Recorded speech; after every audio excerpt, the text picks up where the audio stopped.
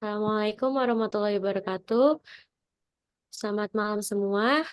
Selamat malam kepada Bapak Supriyono. Perkenalkan, kami dari kelompok 3 ingin mempresentasikan hasil dari diskusi kami, yaitu analisis sebuah aplikasi Odoo, yaitu kita membuat mobile service.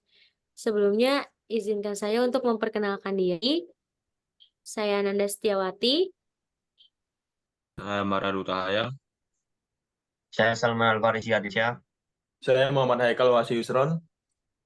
Saya Wiliana Sujoyo. Saya Diva Akilah. Saya Arga Sena. Saya Tiara Kasih Sulistia. Dan saya Rusa Butar.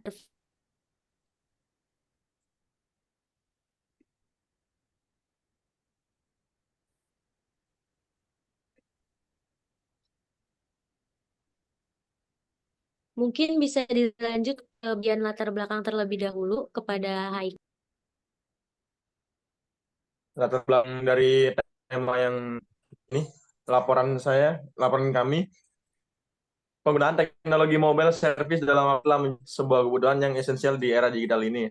Mobile service memungkinkan pengguna mengakses berbagai layanan dan informasi kepada netizen melalui perangkat seluler mereka.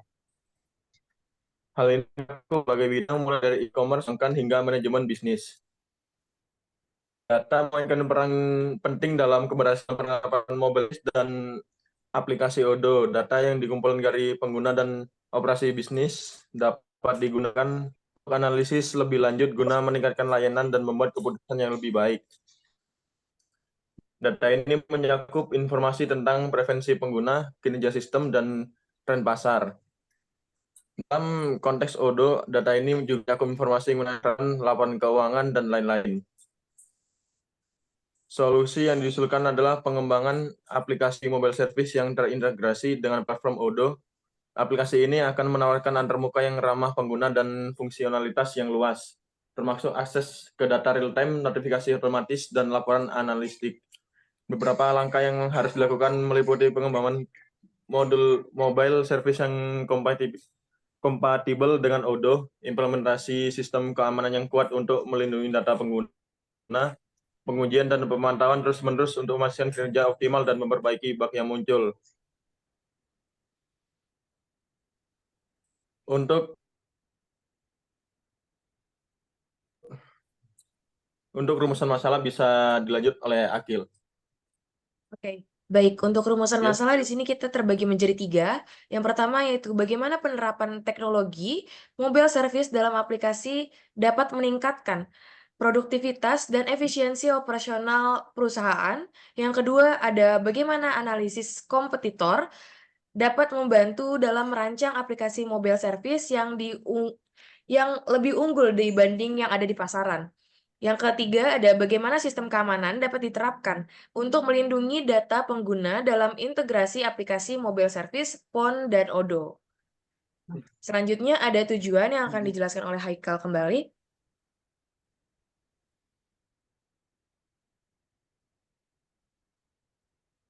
Untuk tujuan sendiri, platform Odoo untuk meningkatkan manajemen data, memperbaiki analisis data, dan mendukung pengambilan keputusan yang lebih baik dalam perusahaan. Yang kedua, mengidentifikasi data, memenuhi kebutuhan serta preferensi pengguna terkait layanan mobile service phone dalam aplikasi berbasis Odoo, sehingga aplikasi dapat dirancang dengan fitur dan layanan yang paling dibutuhkan oleh pengguna. Yang ketiga, melakukan analisis kompetitor untuk memahami tren pasar dan mengidentifikasi keunggulan serta kelemahan kompetitor, guna merancang aplikasi mobile service phone yang lebih unggul dan kompetitif di pasar. Yang menurutnya ada manfaat. Di sini manfaat ada 2. Manfaat teritoris dan manfaat praktis.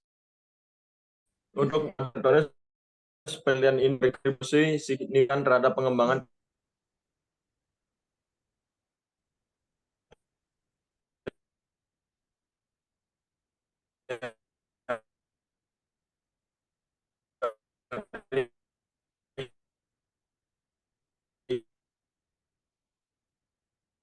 implementasi teknis.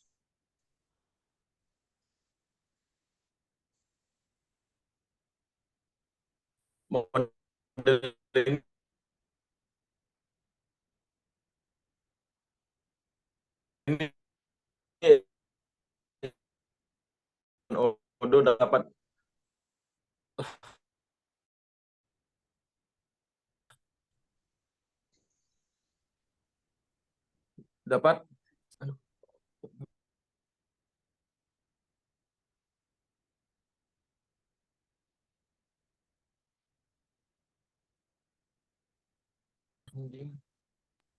yang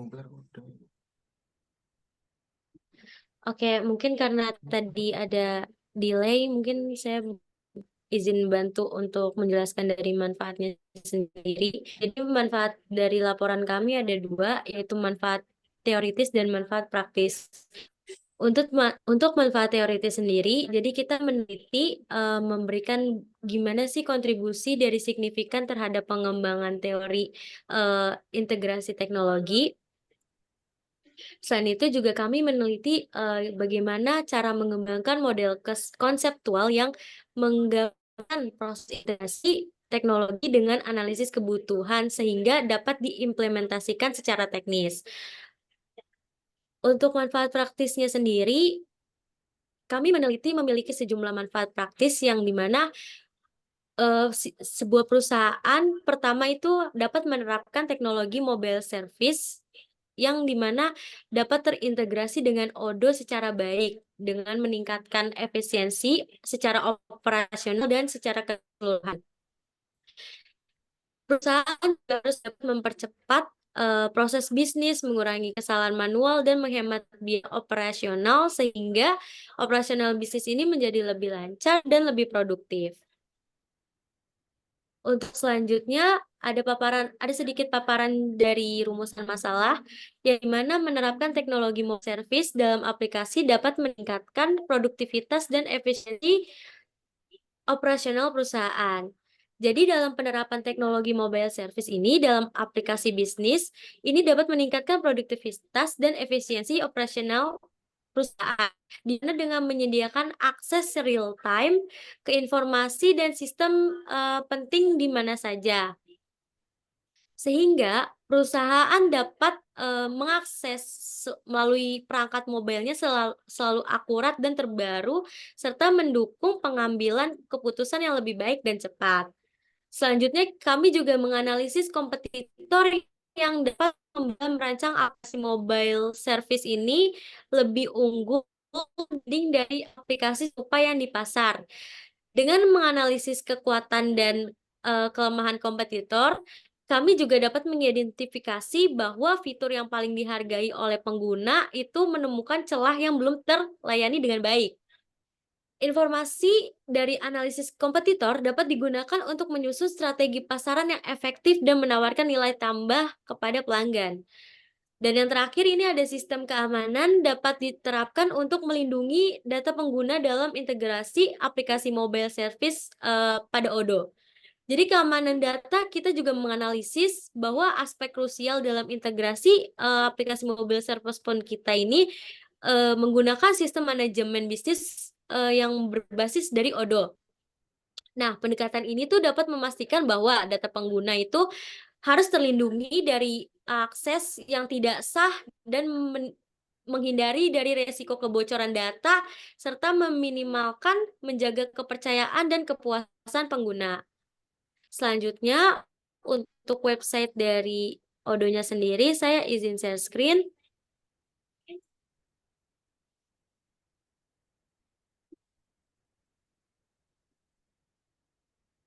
Apakah sudah terlihat?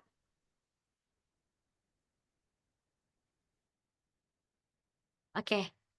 Jadi untuk website yang kami buat di sini tools bar-nya itu ada 4. Yang pertama ada beranda. Beranda di sini memperkenalkan apa sih yang kami buat? Yang kami buat itu adalah iService. Di sini kita juga memberikan sedikit penjelasan iService, mungkin bisa dilihat. Dan ini kita kan kenapa sih harus pilih jasa kami? Mungkin bisa dilihat karena kami profesional, servisnya mudah, berkualitas dan bergaransi, dan serta harga terjangkau. Selanjutnya, di sini ada iService-nya sendiri, yaitu tentang kami atau about us. Ini sedikit penjelasan dari kami, dan kami di sini menampilkan testimonials dari orang yang trusted atau orang yang terpercaya, seperti brand ambassador kayak Rahel Amanda, Jessica Mila, dan Denny Sumargo. Selanjutnya untuk harganya sendiri kami terdiri ada harga servis dan harga barang. Nah, untuk perbedaannya sendiri dari harga servis ini menggunakan sudah termasuk jasa pasang. Nah, sedangkan harga barangnya di sini tuh hanya barangnya saja, tetapi tidak termasuk jasa dari kami. Selanjutnya ada kontak kami di sini, di mana kita bisa sebagai konsumen bisa menanyakan suatu masalah yang kita butuhkan. Misalnya di sini subjeknya masalah teknis. Di sini kita mau menanyakan apakah LCD dari HP yang kita itu ada atau enggak. Sebagai contoh, saya ambil seperti ini. Jika disubmit, nantinya akan terkirim. Dan untuk bagian fitur searching, di sini untuk searching barang. Contohnya LCD. Ini akan keluar seperti ini. Akan balik ke harga. Mungkin sekian dari websitenya, kurang lebihnya mohon maaf, bisa dilanjut. Oke, selanjutnya sekarang ada kita perhitungan masuk ke- analisis dari Arkasena. Berikutnya ada spesifikasi proyek, analisis kebutuhan. Ada dua spesifikasi proyek analisis kebutuhan di sini. Yang pertama ada kebutuhan fungsional, yang kedua ada kebutuhan non fungsional. Untuk kebutuhan fungsional, manajemen operasi proses bisnis, ada manajemen akses pengguna, komunikasi, kolaborasi, notifikasi dan pemberitahuan, serta pengelola. Setara non fungsional itu ada keamanan, kinerja, skalabilitas, keterandalan, kemudahan penggunaan, kompatibilitas, pemeliharaan dan dukungan, serta ada efisiensi tinggi. Dan berikutnya deskripsi proyek bisa dijelaskan oleh rekan kami, Tiara Kasih. Maaf, oke. Untuk deskripsi proyeknya bisa saya lanjutkan. Untuk deskripsi proyek, yang pertama ada ringkasan proyek. Mobile service ini ialah website yang menyediakan layanan servis HP terpercaya dan profesional di Malang, Jawa Timur, Indonesia. Kami menawarkan berbagai macam layanan perbaikan HP, mulai dari kerusakan ringan seperti ganti baterai dan layar, hingga kerusakan berat seperti kerusakan motherboard dan IC. Yang untuk pembahasan selanjutnya itu ada target pengguna. Di sini target pengguna website ini ialah masyarakat Malang. Ada juga toko-toko elektronik di Malang dan ada juga distributor spare part HP Malang yang ingin menjalin hubungan bisnis dengan kami. Untuk fitur website, pada website mobile service ini memiliki beberapa fitur utama antara lain. Yang pertama ada informasi layanan servis, ada formulir pemesanan servis, ada pelacakan status servis, ada blog, galeri foto, dan yang terakhir ada testimoni pelanggan. Untuk desain website sendiri, desain website aplikasi kami ini memiliki desain yang modern, minimalis, dan mudah digunakan. Ini merupakan website responsif sehingga dapat diakses dengan mudah melalui berbagai perangkat seperti desktop, laptop, tablet, dan smartphone. Untuk strategi pemasaran,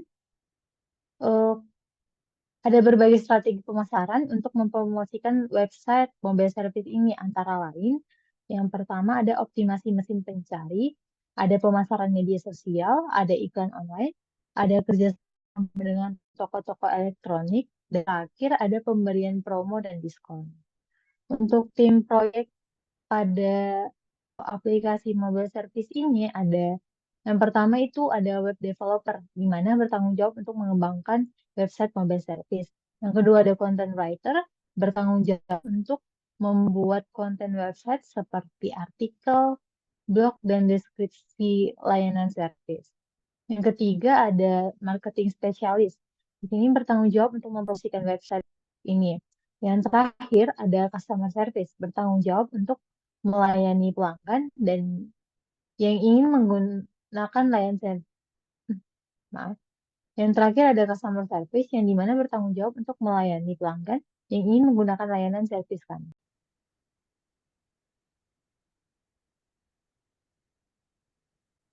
Ya, baik. Di sini saya akan share screen dari desain user input dan output. Akil, nggak bisa.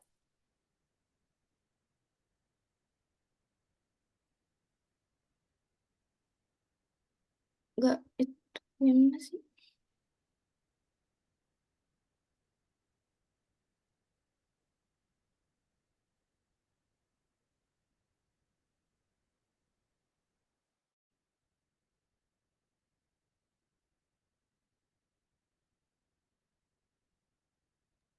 Bantu backup, sudah coba bisa dicek.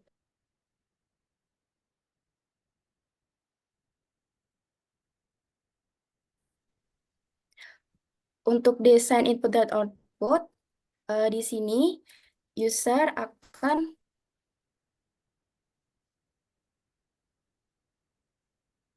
jadi di sini desain user input dan output adalah Boleh diulang, Tiara? Share screen-nya? Kok hilang? Hilang. Bentar. Oke. Udah oke apa? Belum Oh, ya. muncul. Dicoba ulang aja. Langsung ini.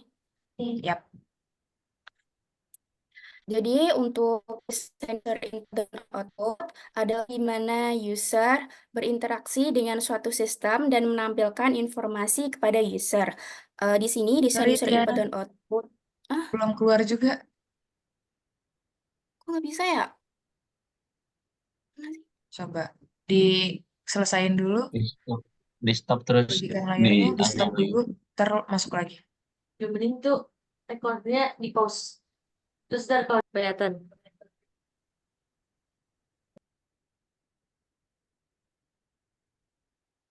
Ya, untuk bagian desain user input dan output adalah di mana user berinteraksi dengan suatu sistem dan menampilkan informasi kepada user. Lalu, untuk mobile service ini memiliki desain user input dan output yang mencakup configuration, part inventory, dan service request.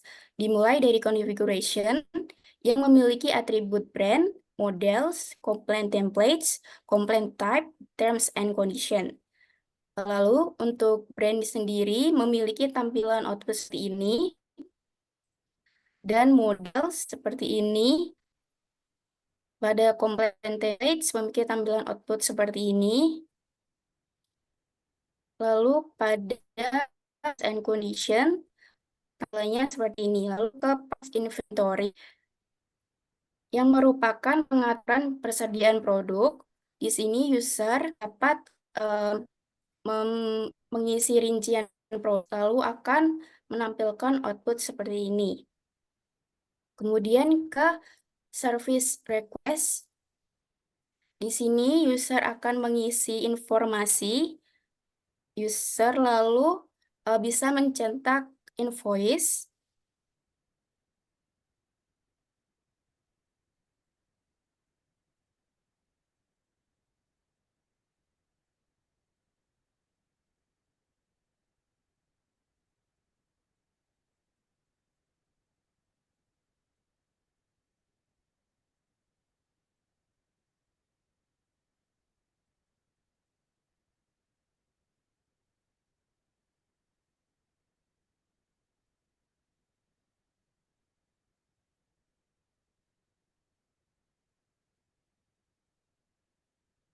Ya, seperti ini adalah tampilan invoice dari service request.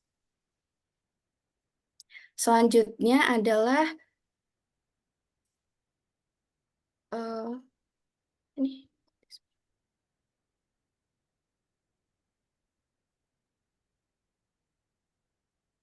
kelas diagram yang akan diterangkan oleh Akil di Fakilah. Kok nggak kelihatan ya? Oke, baik. Untuk sebelumnya kita use diagram dulu. Minta tolong Tiara buat ditampilin laporannya. Ya, baik. Sebentar.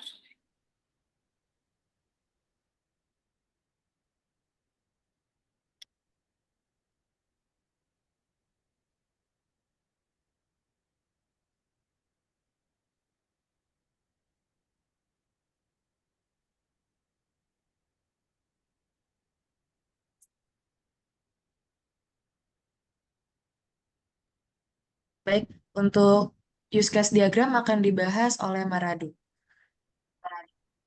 Oke, di diagram kemarin pertama ada use case diagram. Use case diagram memiliki laporan pertama admin, lalu yang kedua ada customer user. Di bagian admin dapat melakukan login, menyediakan barang-barang servis, lalu menerima HP yang mau diservis, mengembalikan atau return HP yang tidak dapat diservis, lalu melakukan transaksi, dan mencetak invoice. Lalu geser ke bawah. Ya.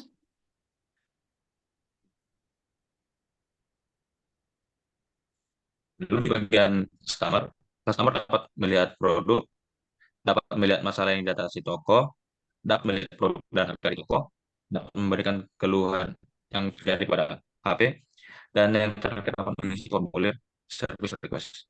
Selanjutnya akan diterangkan oleh Akil. Oke, baik. Selanjutnya ada kelas diagram. Di sini kami memiliki 7 entitas. Yang pertama ada terms and condition, yang kedua ada complement type, yang ketiga ada complaint templates, yang keempat ada service request, yang kelima ada past inventory, yang keenam ada brands, yang ketujuh ada models. Nah, mereka semua entitas ini saling berhubungan. Yang pertama itu dari terms and condition, itu berelasi dengan service request yang relasinya adalah many to one. Selanjutnya ada complaint type dan juga complaint templates. Mereka saling berelasi juga tabelnya dengan relasi many to many. Selanjutnya ada complaint templates dengan service request berelasi dengan relasi many to many. Selanjutnya ada parse inventory dengan service request dengan relasi one to one. Selanjutnya ada brand berelasi dengan service request juga, yang relasinya adalah many to many. Selanjutnya ada models, berelasi dengan service request, yang relasinya adalah many to many. Yang terakhir ada brand dan models, yang relasinya adalah one to many. Mereka saling berelasi pada service request. Nah, selanjutnya ada penjelasan mengenai DFD yang akan disampaikan oleh Salman. Kepada Salman, dipersilakan. Oke, selanjutnya ada DFD.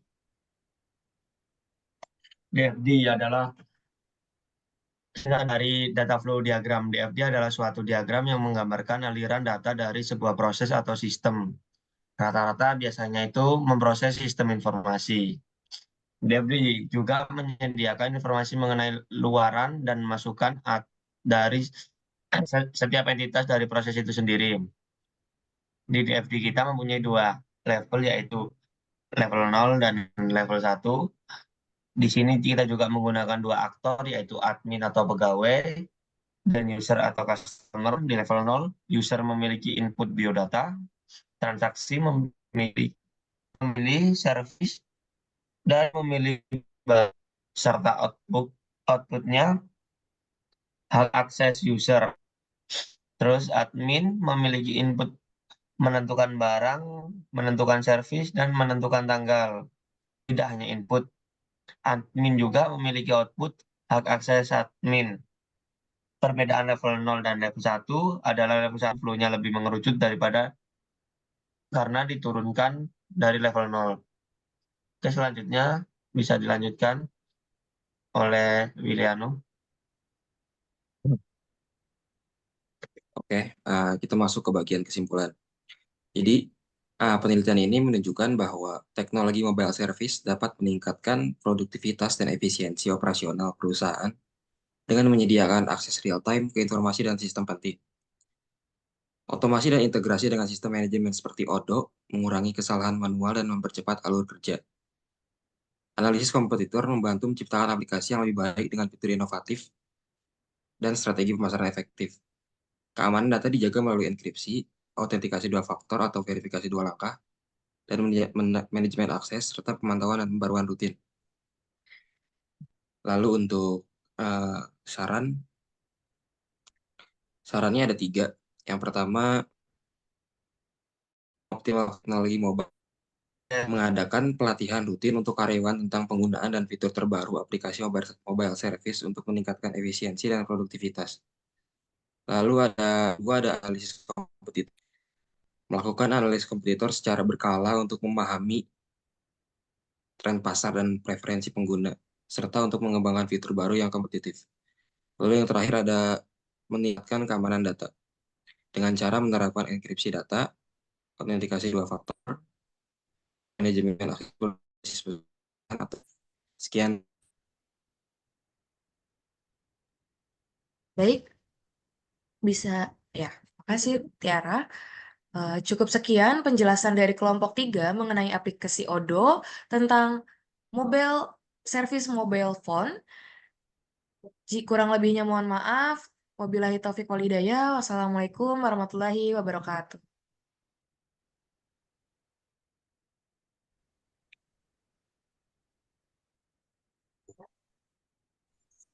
Tunggu. Belum ada. Recording stop.